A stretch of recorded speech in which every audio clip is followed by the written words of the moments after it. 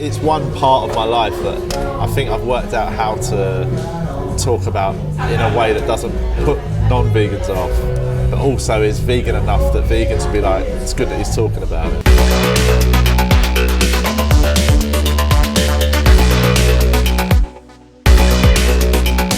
This is your first time in the Spread Eagle? It is actually. I've heard a lot about this pub. I've known friends that have come here and said it's great. It's a great little place. Yeah, we've been a few times. I'm a little bit on the other side of town, but it's very easy to get to. London, everywhere is easy to get to in London, isn't it? So we should talk about your job, because you're a stand-up comedian. Does that kind of intertwine with your vegan lifestyle? Because I would imagine that being a comedian, you kind of pick out bits about your life, and it's something that a lot of people would maybe find funny or associate with. Do you kind of own it though? Because I think that's a great position to be in if you're a vegan. I think so. I mean, I remember when I first went vegan, I did talk about going vegan on that year, when I was on stage, and every year I've got at least, if I'm doing an hour-long show, like at the Edinburgh Fringe or something, I've always got at least a little bit about that year's update, sort of thing. You know, some years it's something funny will happen or something big will happen because of being vegan. You know, I'll end up in some situation in another country or something.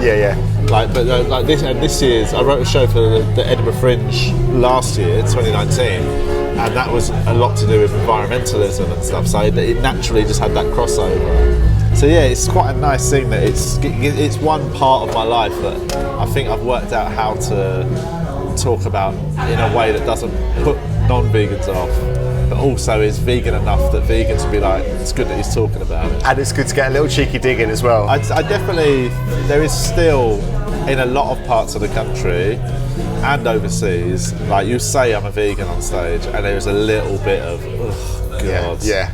So it's not, but I think it's then quite fun to, I never open with it. I wouldn't go on and say like, hey, I'm a vegan. What I tend to do is be funny for 10 minutes so they like me, and then say it, so they've sort of begrudgingly got to go, oh, what? Yeah. I like it. And then it's sort of, I'm already here, and then it's about normalising it. Have you got a favourite vegan joke? Mine will always be, how do you know a vegan's in the room? Because they'll fucking tell you about it. One of my favourite bits, I did it briefly a couple of years ago, and I totally forgot it. It was like a routine I had, and I just remembered it recently on stage, and I did it, and it got a really big laugh. And it was about that thing about where'd you get your protein from. And the routine was about all the dumb questions you get asked. And the sort of crux of the routine was that none of us really know. Do you know what I mean? Like, most meat eaters don't know where they get their protein from. They just think they get it. That's very true, and probably it's quite a boring topic as well, because a lot of people wouldn't even care. But the punchline of the routine was me just lying to meat eaters. So anytime anyone says, where'd you get your protein from? I'd just say to them, well, I get mine off a friend. and 9 times out of 10, they just agree and they go, oh, right, okay. As if that's an answer. And then move on to the next subject. So it just proves that the people asking the question have no idea what they're talking about either. So unless you're a nutritionist or a bodybuilder, you don't really care about protein. But this is why I think it's so brilliant that you're a vegan comedian. I'm sure there are loads of others as well, but I just think it's great because you're proving to people that you don't have to be that cliche vegan as well, because there's this whole kind of old-fashioned belief that if you're a vegan, you've got to be wearing sandals and being a bit of a hippie, There's a bit of a tree hugger. Definitely that crew are still knocking around. I've been lucky enough to perform at a lot of vegan festivals, and I've seen the ones, you've got like the Veg Fest. I did the Animal Aid Christmas fair, and I've done and it's great. But you can see the different generations of vegan there, and it is much broader a church than people realise. I did the big vegan camp out a couple of years ago. Oh yeah, I need to go there. It was just like hip young people. Everyone looked cool. It was like you'd go there, and if it didn't have the word vegan everywhere, you could just be at like Reading or Leeds or Glastonbury or something. Whereas here, some of the older festivals, you still get the old crew of hemp trousers. That's so true. That's one of my biggest tricks with friends is, when I first told them I was vegan, they were a little bit like, they didn't really understand it. But over years, if they've come to my house and I cook them nice food, it's just made them much more open-minded to it, because they realise you're not just eating, I don't know, like just lentils constantly. I did an Edinburgh show about the sort of the year I went vegan, and it involved a lot of different things, like spiritual changes and that. And I sometimes exaggerate on stage about how extreme it was. But yeah, it basically was. I was going through a weird time in my life. I'd come out of a marriage. I was like, I'd had long-term mental issues. I was on tablets, and I was in therapy. I was doing all this stuff. My life was all over the shop, and I just sort of had this weird moment of almost an epiphany of I need to sort myself out. So I started, I got into meditation, and I started just getting my head right. And weirdly, I thought I need to make some changes to my life and how I impact the world around me. And one of my best friends, he was vegan, and I always saw him do it, and he made it look quite easy. And I just suddenly had this weird, it all sort of joined up, and I was like, well, that's a really easy one I could just do that will just make me feel a bit less guilty about my impact. So you're inspired by friends? Well, by friends, and just a little bit of a change of consciousness towards trying to leave less of an impact. You know what I mean? So and it was once I had that little epiphany, it was like, oh, it's really easy. That's one thing. Veganism isn't a hassle. I think that's the myth, because people assume I've got to do all these new things. Yeah. What you're essentially doing is reducing. You're taking things out of your diet. You're not adding loads in.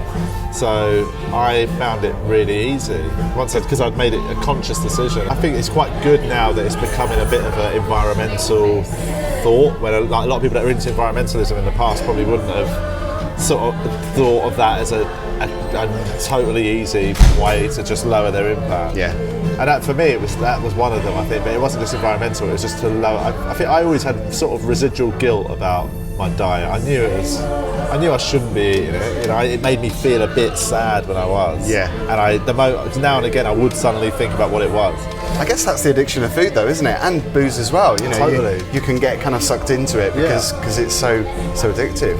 Yeah, and I think it's just slightly slippery slope. I think that's what puts a lot of people off doing it, is that they fear that if I go vegan, I'm suddenly going to have to do everything else. And I think that can happen. I definitely, since I went vegan, I'm much more conscious of what I buy and just my overall impact. I try the not repercussions to buy, of that. I try not to buy.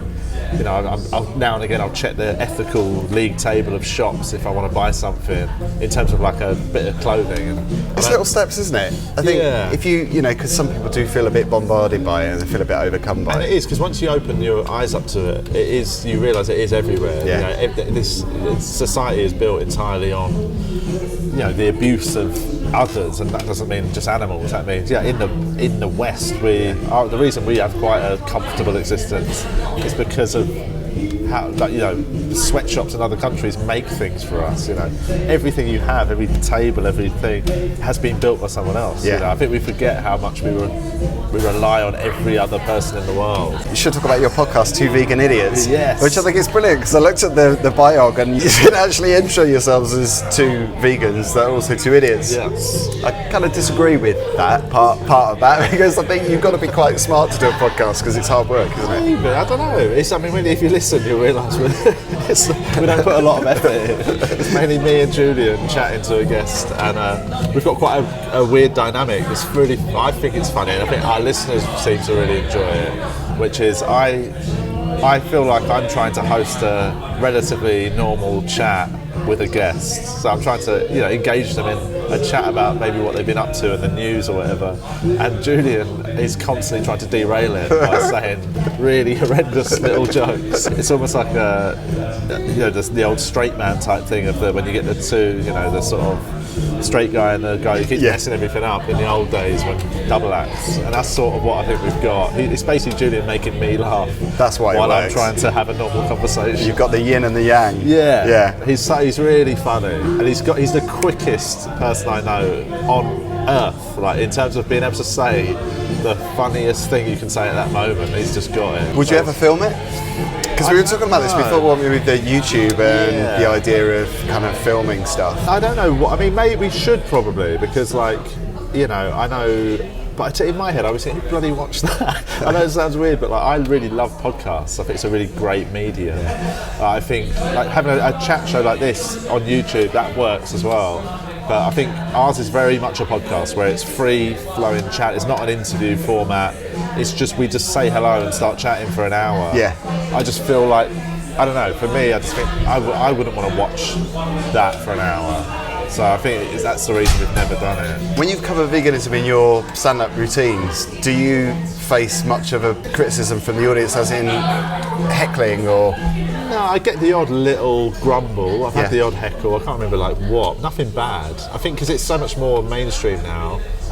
Since I probably first went vegan, it's even in that 7 years, I've noticed less backfire. And now, there's always at least a few vegans in the gig, and it's almost without fail. It goes wherever in the country. To give you the support. Yeah, I'm really surprised.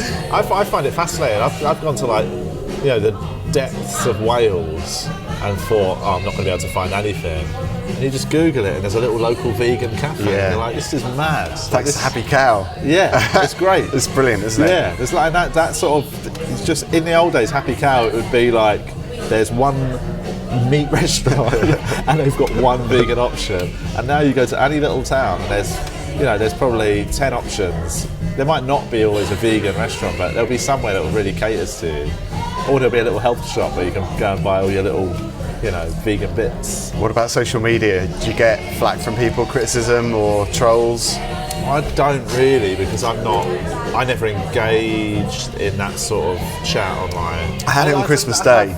Did really? Yeah, it was severe as well. It was the funniest thing, because I just found it hilarious. Yeah. Because these were ridiculous scumbags to my nut roast, and I thought, how can you get offended by a nut roast? It was crazy. That's the thing. I'm quite good at I never start arguments online, and also I very rarely engage. If somebody does send me something a bit bad, I'll either reply quite sarcastically and in a joke sort of sense, or I'll just ignore it. Yeah. I don't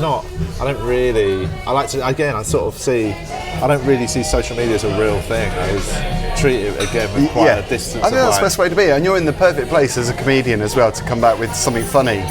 Yeah, now and again, but sometimes I can't be bothered. I'm like, why would I? I'm like, there's literally, it could be somebody on the other side of the world. We've had no engagement. They don't know who I am. They don't even know I'm a comedian. They've not seen my profile. They don't follow me. They've just seen something get probably retweeted into their timeline that has just hit a nerve with them and jarred them. And they've just gone, ugh. And I'm just looking at it going, all of this is ridiculous. Yeah. Why? There's no need for me to reply and continue that conversation, because it was a conversation that should have never taken place. So I'm quite sort of good at distancing myself from all that stuff. It is funny what people get offended by, though, when it comes to veganism, isn't it? Yeah, but even everything, even a friend of mine is a comedian called Rosie Jones.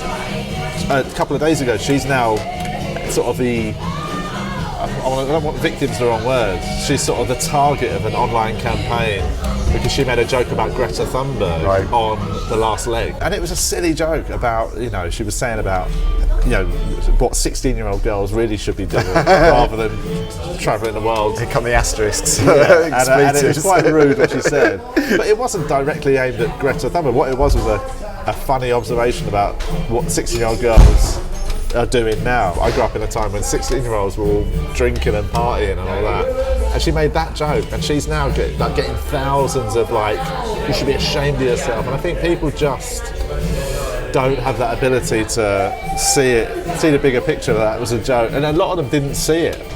What they're reacting to is the article saying comedian makes horrendous joke. Whereas actually, so they're reacting to something that is one person's opinion on what happened rather than actually what happened. So they're not even forming their own opinion. Yeah. And I think that's often what happens with these online things like the Greg's sausage roll, or even today, the steak bake. Greg's released a steak bake. Yeah, have you had it yet? I haven't had it yet. I'm not, again, that's something I'll probably just... Not bothered about it. It's not for me. Yeah. But, again, I'm glad that it will give people that are trying veganism a chance to go to them. If they want to normally go to Greg's, they could just continue. But how funny and how brilliant that the CEO is now vegan. Well, I presume he's still vegan. The CEO of Greg's, that. Oh, right, that's cool. Which is a real turnaround, isn't it? Yeah. But yeah, that's all kicked off today, and people are reacting to. They're not reacting to the fact. if one of their friends in a pub said, "Oh, did you hear that Greg's has got a vegan steak bake?" They'd probably go, "Oh right, it sounds a bit gross." Yeah. But the moment they see someone like Piers Morgan do a tweet saying this is a disgrace, they go, "Yeah, it's a bloody disgrace," and suddenly they're angry about something they wouldn't be angry about in real life. So it's all just, I find it all so fascinating and stupid. So you've got loads of gigs coming up. Where can we find you also on social media? Unfortunately, I am on social media. As we can see, I'm begrudgingly. I'm gigging loads. I'm really trying to pack it in until the baby is born. I actually need to update my up-to-date gig list. I've just been lapsed the last month. I'm in London loads in the next month. I'm going to Australia in March for 6 weeks. I'll be doing gigs down in Sydney and Melbourne, Melbourne is the vegan, in my opinion, the vegan capital of the world. Yeah. Like, it is unbelievable. And you've played there before, haven't you? I've been there a bunch of times. My wife's from Melbourne, so I've got a really good relationship with it as a city. Do you have any ambitions, any plans for this year? Well, the next 10 years? I don't know. I'm currently due to become a dad in the summer of this year. My wife's expecting our first kid. Oh wow! In June, yeah. Congratulations. But I said first, like rather more. Like I think we sort of always talked about it as like if we ever do, we'll probably have one. Yeah. And yeah, that's happening. So that's my big sort of, that will be the next decade. I'd say the next decade is entirely going to be dominated by that, because that's the age group when they are pretty much the first 3 years you are at their beck and call. That is, that first, I've gone mad and I've read loads of parenting books. Have you? Yeah. I think if you're somebody like who likes a project, like having a kid, if you're somebody who wants to do the research, it's insane the amount of books you can read, and they all contradict each other. But I currently feel like I'm at university or something. I'm just reading like all these books and making notes. And I feel like an expert on parenting. And that's probably going to play a part in your routine as well. You're going to be talking about that. Well, there's also even things like I've had people ask me already, like, are you going to raise it vegan? It's like, again, I mean, early doors, it's not. They're just, I mean, I'm assuming breast milk is fine. And then once they go onto foods, all the food we eat is healthy, and I presume so.